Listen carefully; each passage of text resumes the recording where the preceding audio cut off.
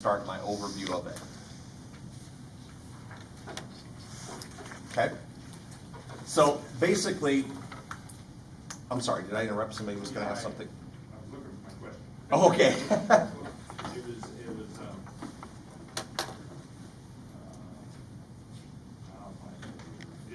to do with the gigabyte, it's just a definition. Oh, okay. When I pulled out the bar report, that the things do almost the same. There's more question, I can't find it, so go ahead. I'll tell you what, you'll probably think of it as I go through this. So just interrupt me whenever, right? Thanks. Basically, what I just want to do is review what you already kind of have it written in front of you. The steps that I took, and again, working continuously in conjunction with Todd, and I'll let him share his report here in just a minute, is we tried to zero in on those potential partnerships that we were identified in the RFI and try to get more details about what those partners can bring to the table, and also a better, sharper focus on what kind of costs those types of partnerships will bring to the table. We also took a look at what your proposed business structure would look like, and you know, kind of an organizational chart for what the Vinton communication utility would look like. But then one of the other key things is to take that raw survey data that SMS gathered, and very valuable data and very well done, but take that data and try to say, does that support the type of take rates that we think you need? Or is there something about that survey data that counters those take rates? So that's essentially what we've done, I've done, and then the things that have dollar signs in it that are gonna affect that financial model, I've been working directly with Todd so he can plug them in to his piece of it, so we work closely on this whole process. One of the things I discovered during the partnership discussions is that the partners that were kind of identified as the ones we should really focus on are still very interested in being part of this project. The two key partners are going to be Cedar Falls Utilities and Imon Communications out of Cedar Rapids. Cedar Falls Utilities was able to provide us with harder numbers on what the cost would be for Vinton to use their video services to provide cable TV over your facilities. So we were able to bring those numbers in and apply them into the business models to give us some real world data there. The FAR models, the FAR projection and the feasibility study used doing video or cable TV a different way, basically outsourcing that whole thing to a third party. But internally, the discussions we had with feedback from the Vinton group and with Tom was that you wanted some more local control over that in order to make sure that the lineups of channels, the pricing and everything is more suitable for Vinton and not let some third party from out of the area make those decisions. So Cedar Falls Utilities Head In provides that preferred pathway for that. So we were able to get down to the nitty gritty of what that would cost. Perfect. Yes. Cedar Falls Utilities and Imon, either one of those could provide us with the whole array of services versus one do this, one do this. Would that Could, be- yes, but will not. Cedar Falls only has certain limitations on what types of relationships they will have. And that is because their board does not want them to do certain things. Also, Cedar Falls does not own fiber that would allow you to transport their signal to you. And they would have no intention of building fiber from Cedar Falls to Vinton. So we have to rely on third parties to use their fiber assets to get from Vinton to Cedar Falls. And that's where Imon comes in. Imon can and is interested in doing all of those things. The one thing they can't really do for you is the video, because they don't utilize IPTV. They're still using a digital platform that is not IP based, it's RF or radio frequency based. And at this time, they don't have any immediate plans to move to an IP platform like is already existing in Cedar Falls. In fact, I doubt if they would do that. I think if they decided to go with IPTV versus a traditional video, I think they would probably partner with Cedar Falls just like everybody else is, because they're already partnering on voice. But Imon really stepped up and expressed interest in providing not only the voice services, telephone that we talked about, but they're also very interested and have provided very competitive pricing for internet bandwidth and for transport, that middle mile fiber from Vinton. They have fiber assets that we didn't know they had when we started this process. In fact, they didn't have them when we started this process. They were just new fiber assets that they have made arrangements for or purchased here within the past couple of months. We used to think that, you know, your best bet would be use Wisconsin Independent Networks to ride their fiber to Cedar Falls and to Cedar Rapids, so you could get on IMON and Cedar Falls utilities.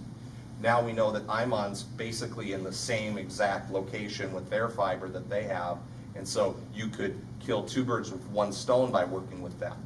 Also, the numbers that were given to us by both, when they were given to us, IMON's numbers were more attractive. They were lower and more stable. So that was one thing that was kind of a surprise during this more detailed and intimate discussion that we had with those guys. Wisconsin Independent Networks is still a viable option, and it's not like their pricing was completely uncompetitive. So if something could not be worked out with IMON to use the fiber that they have that's just west of town, then we could re-enter a discussion with Wisconsin Independent Networks.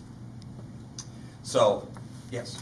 So that doesn't hurt us as far as being able to bundle services? No, Get a not at lower all. take rate or anything like that if you gotta go to different people? No. You would end up with multiple vendors likely anyway. As long as you are making the product your own, then you have the ability to bundle it however you want to, price it however you want to. In the case of cable TV, put whichever channels you want on or not on, because you're the cable company, as opposed to somebody else being the cable company. Is it like the IPTV signal for cable is gonna go away and all these streams? Likely it will continue to decline for some period of time. I don't think the traditional cable that we think of will ever completely go away, because there is always going to be a subset of your citizen base that is, due to technology or just preference, want to be able to turn on the TV and have a remote and go from channel to channel, and are not comfortable with turning on the TV, turning on a different box, going to the app, finding the right programming, doing it that way. And we've shown in the projections that are in Todd's numbers that we expect that the number of people subscribing to video will go down over time. It will start here and it'll trickle down a little bit every year. And we kind of use what industry projections are for those. But there will still be demand for that, and there are also chances that something will change in the industry that make that linear cable bundle more attractive in the future. The key with video services, cable services, is do no harm. So don't lose money on it. So if we were sitting here today and your only option would be to spend $1 million on a video head end, I would tell you don't even offer video. But fortunately, you have many, many other options than that one, and the one that we're looking at here is Cedar Falls Utilities. There are other emerging options that we can evaluate as we move forward that may be competitive as far as your cost and may be able to provide a similar user experience, but for now, we're using within our framework and within what Todd's going to talk about financially, the cost to be part of that CFU facility. So the other partner that we talked with early on, because they would be key and intimate in helping you get into the video or into the voice business, is Consortia Consulting. They have gone through this process with Waverly. They're going through this process with Indianola. They did it with Cedar Falls, and they've worked with many, many other municipals on all of the regulatory and reporting requirements that are placed on a provider that does telephone service. It's actually, there's more reporting on that than there is on internet. Internet's like the wide open west, and telephone is pretty tightly regulated. So they have the expertise on what it's going to take to go from today to launching and being a phone company. and that's the process that is included in the report. So there are a lot of other partners that you're going to need as you go down the line, right? None of those partners really, it doesn't benefit you to identify any of them at this point, this early. Others you will identify later in the process, such as, for example, who would we use for tech support? If we wanted to use a company and use them for our tech support and our help desk services. There are plenty of companies out there that do that. They all have customers that we can evaluate at that time, but you don't need to make that decision right now. And cost-wise, it's all kind of, they're all gonna be about the same. So those are the sorts of partnerships that you will identify later on. And you may decide we wanna do all this in-house 100%, which is a different equation. That means more staff cost and fewer outsourced costs. But those are decisions you can make as you go through the process.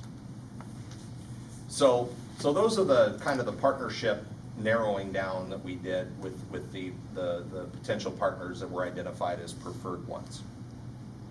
The other thing I did is just put together a brief section in the report about the proposed structure of the utility. Certainly this is not rocket science, and certainly this is something that you would find a very familiar structure with other telecoms in Iowa that are municipally owned.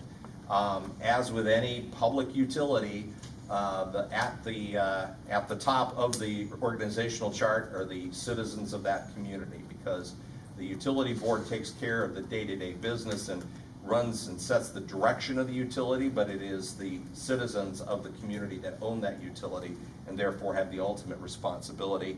Obviously, you have an engaged citizenry here tonight, and I'm sure as you move forward, they would continue to do that. The Vinton Utilities Board, which is going to be the jointly operated utility board that manages both the electric utility and the telecom utility.